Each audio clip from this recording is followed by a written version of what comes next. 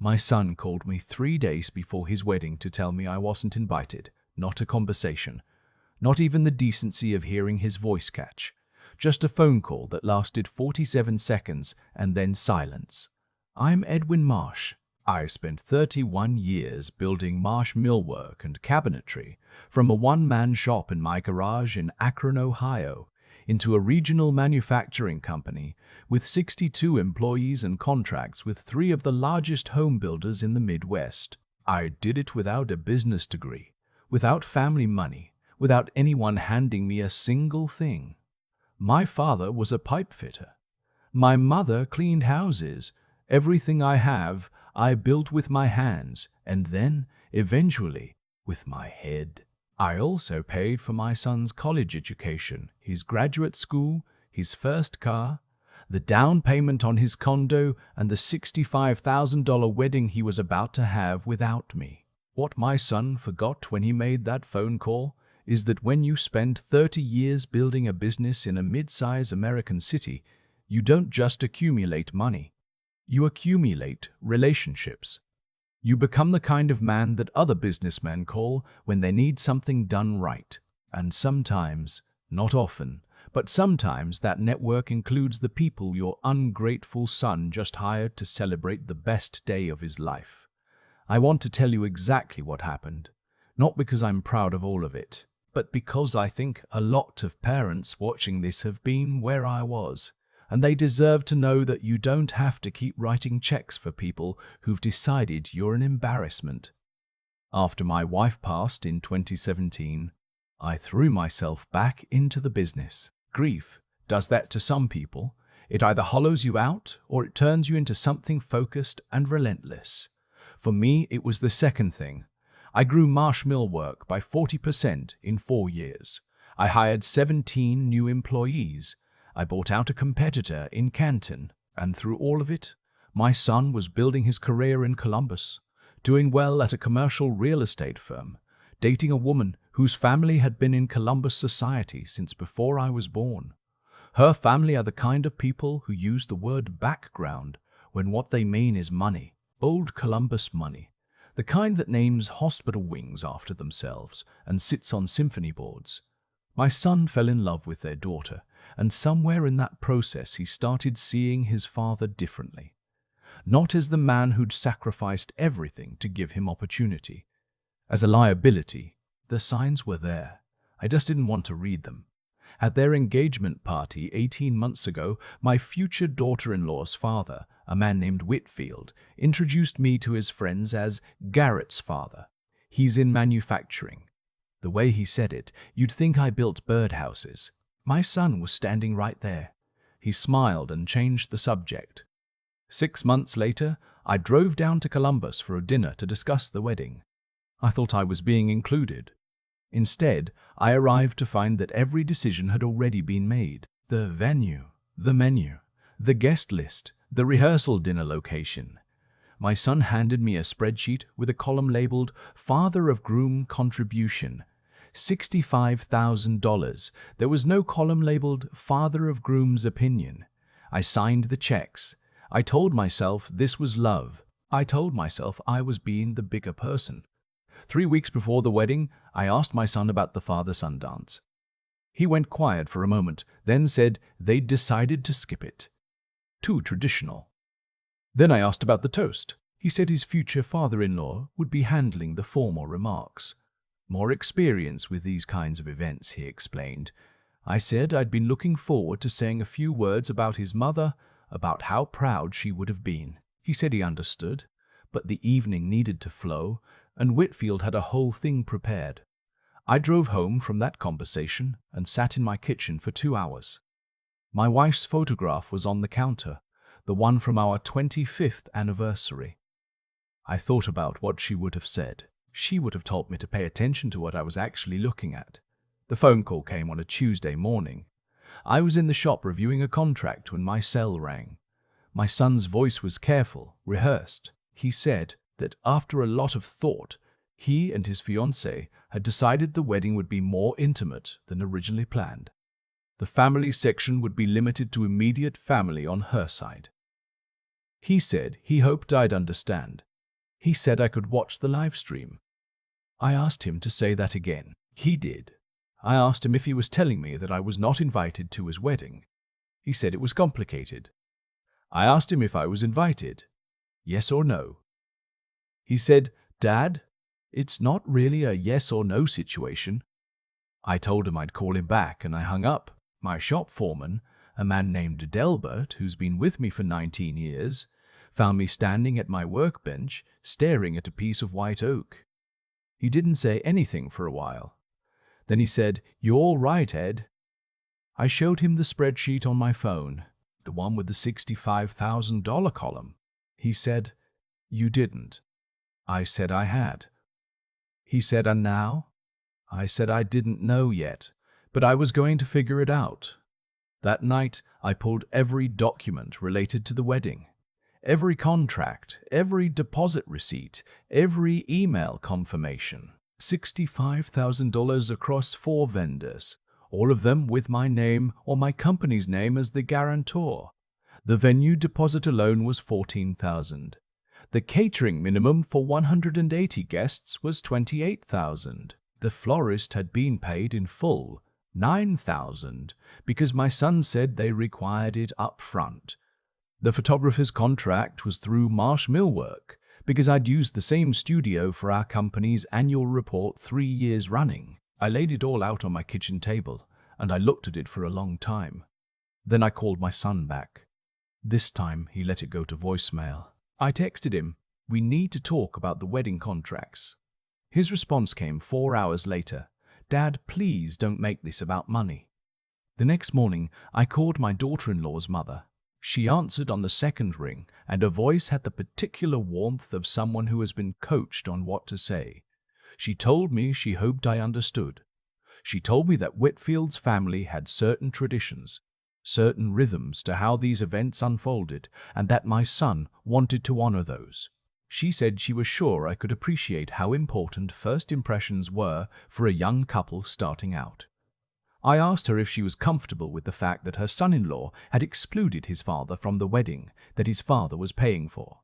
She paused for a very long time. Then she said, "Edwin, you've been so generous. We all think it's wonderful how you've supported Garrett.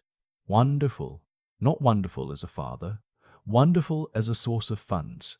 I said, "So to be clear, I'm wonderful enough to pay for it, but too embarrassing to attend it." She said, "I wouldn't put it that way." I said, "How would you put it?" She didn't have an answer for that. That afternoon, I called my son again. This time, he picked up. He said, "Dad, I knew you'd react like this." I said, "I haven't reacted yet. I'm asking a question. Am I invited to your wedding?" He said, "It's Whitfield's side. They have a whole thing. It's not personal." I said, "It is personal. It is the most personal thing that has ever happened to me. Your mother is gone.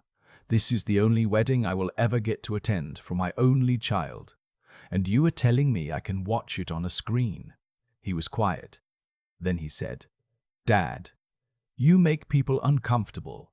You ask too many questions. You challenge people. The Whitfields are a certain kind of family, and you just don't." He stopped. I said, "I don't what, Garrett?" He said, "You don't fit." Those 2 words. I spent 31 years employing 62 people's families. I built a company that outlasted 3 recessions. I raised my son alone after his mother got sick, drove him to every baseball practice for 4 years, read every college application essay he wrote, co-signed his first lease, and wired money every single time he needed it, without once asking him to justify the amount. And I didn't fit. I told him I needed him to be very clear. Was he telling me, the man who signed every check for this wedding, that I was not welcome to attend it? He said, "Dad, I love you, but yes, we'd prefer you didn't come." I said, "Okay, I understand completely." He sounded relieved. He said, "The live stream link will be really high quality. Whitfield's hiring a professional crew." I said, "I'm sure it'll be beautiful." And I hung up. Now here is what my son did not know about his unsophisticated, uncomfortable, question-asking father. When you operate a manufacturing business in Akron for 3 decades, you learn that every commercial relationship is a web. Nothing exists in isolation. The florist who does your corporate holiday arrangements has a brother on the city zoning board. The caterer you use for company events has been building her business on your repeat contracts for 11 years. The photographer who shoots your annual report has told you more than once that Marsh Millwork is his most reliable client. And the event venue, the Halcyon Gardens in Dublin, Ohio, 40 minutes south of Akron on I-71. Well, 6 years ago, when the original owners were facing a tax lien that threatened to close them down, they came to me, not as a charity case, as a business proposition. I bought a 25% ownership stake in Halcyon Gardens through my LLC. It was a sound investment and a way to support a local business I believed in. My son had booked his wedding at a venue I partially owned. He had no idea. I sat with that fact for 1 full day before I did anything with it. My accountant, a woman named Beverly, who has managed my books for 15 years and who has a way of saying exactly what she thinks without raising her voice, came to the shop the next morning. I'd asked her to review all the vendor contracts. She spread them out on my conference table and went through them one by one. She looked up and said, "Ed, you have termination rights on all of these. The catering contract has a 72-hour cancellation clause. The florist is paid in full, but the contract specifies delivery and setup, which haven't occurred yet. The photographer's contract runs through Marsh Millwork, which means you as principal have termination authority. And Halcyon Gardens," she paused, "you know what your rights are at Halcyon." I said, "I know." She said, "The question isn't what you can do, the question is what you can live with."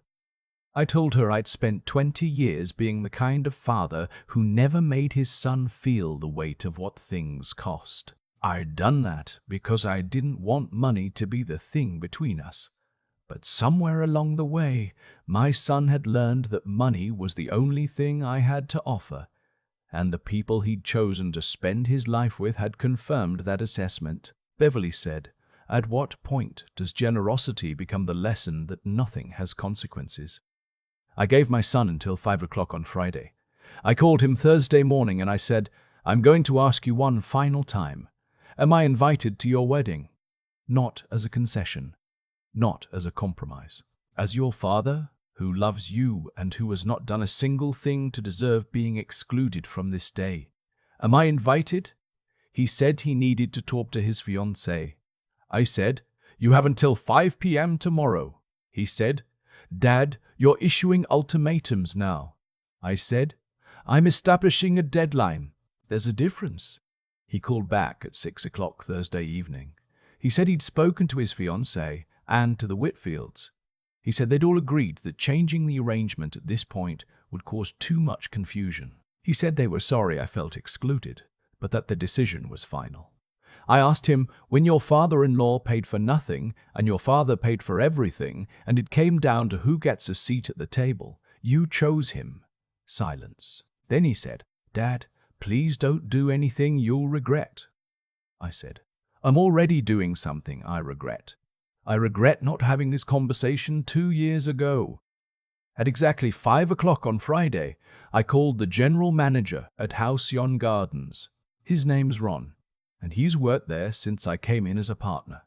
I told him I was exercising my rights as co-owner and contract guarantor to cancel the Marsh wedding scheduled for Sunday. He said, "Mr. Marsh, the wedding is in 2 days." I said, "I'm aware. I'll cover all penalty costs personally. Please notify the couple through the standard process." He said, "This is highly unusual." I said, "The situation that created it is highly unusual.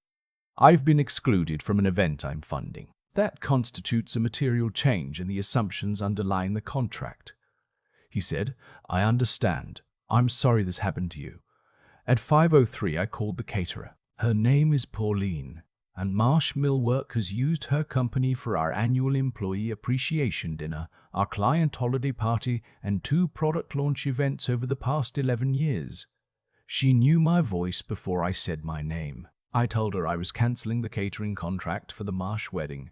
She said, "Oh, Ed, no." What happened? I told her.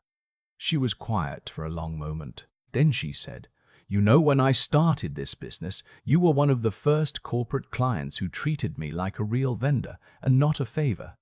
I have never forgotten that." I said, "I'm going to pay the full penalty fee, Pauline.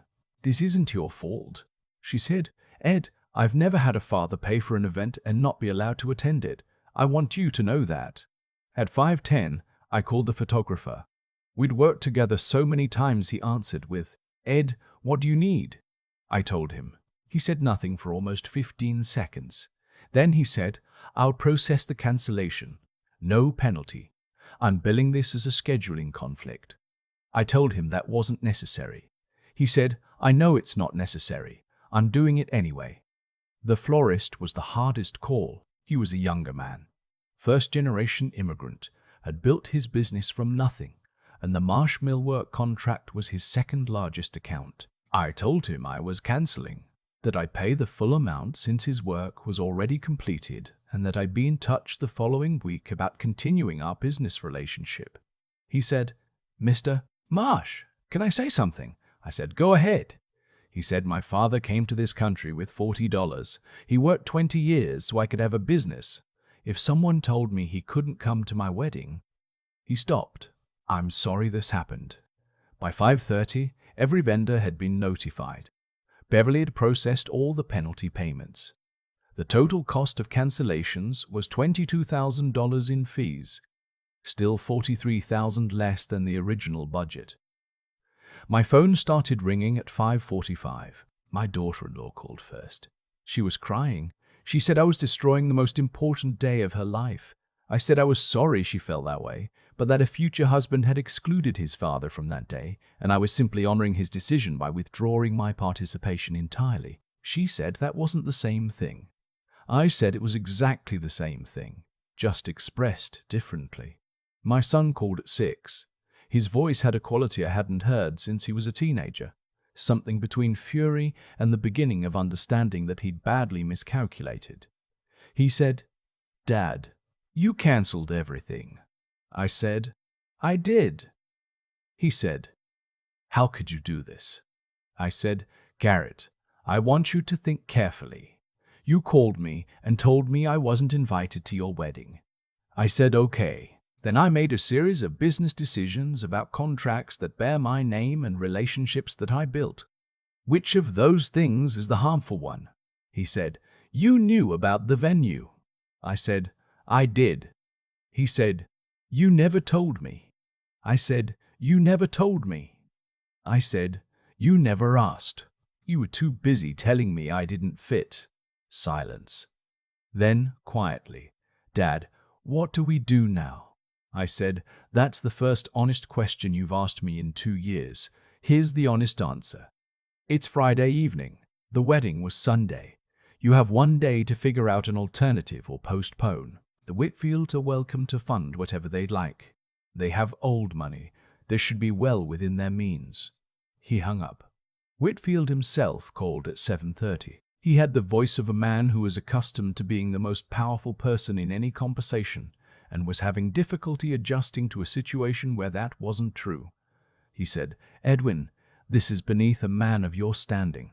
I said, "You're right that it's about standing. Your family decided my standing wasn't sufficient for a seat at my son's wedding.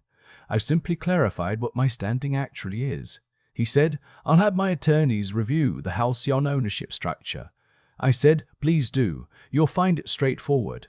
I've been a co-owner for 6 years. It's a matter of public record."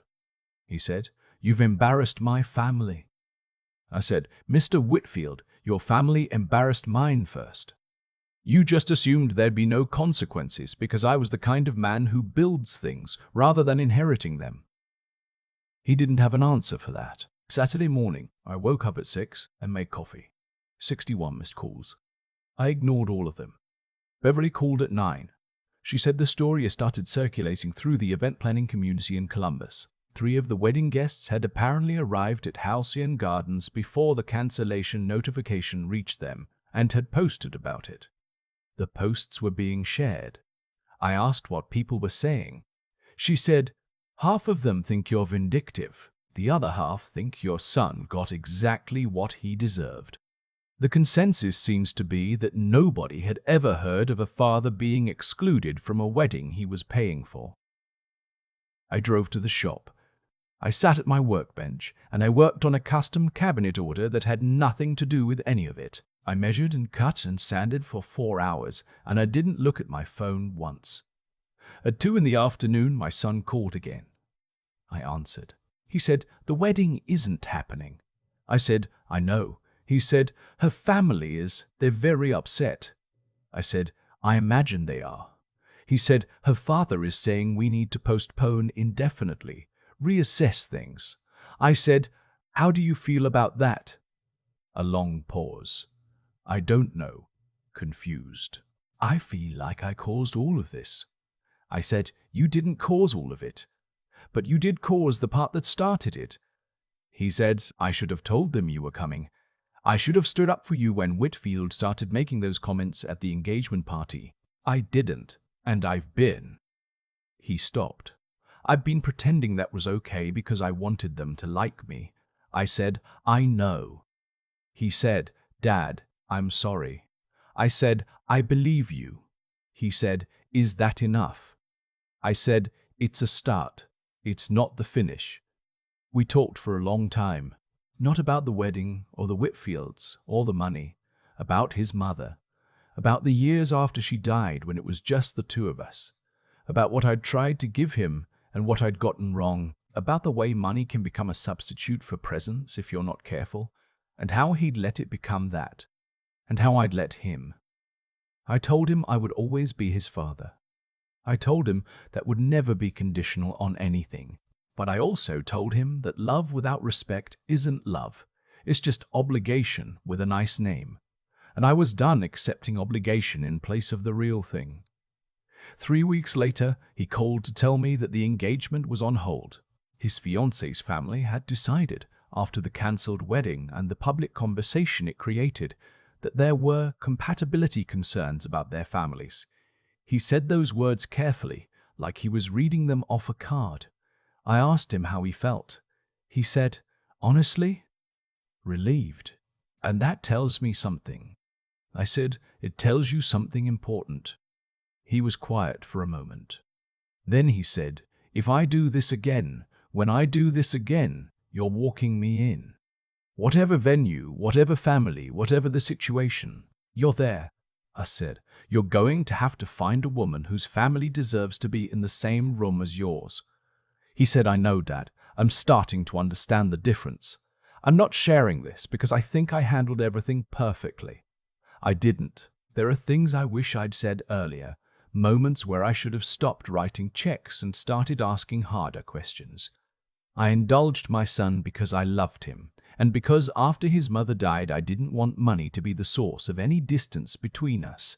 That was my mistake. I taught him that my support had no flaw, no expectation, no condition, and when the people he wanted to impress told him his father was the wrong kind of man, he believed them because I hadn't given him enough reason not to. But I will tell you this, the most loving thing I ever did for my son was the thing that looked least like love.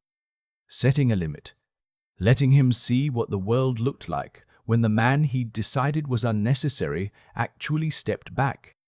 62 employees depend on the decisions I make. I've never made a decision by waiting to be told what I was worth. I should have applied that to my family a long time ago.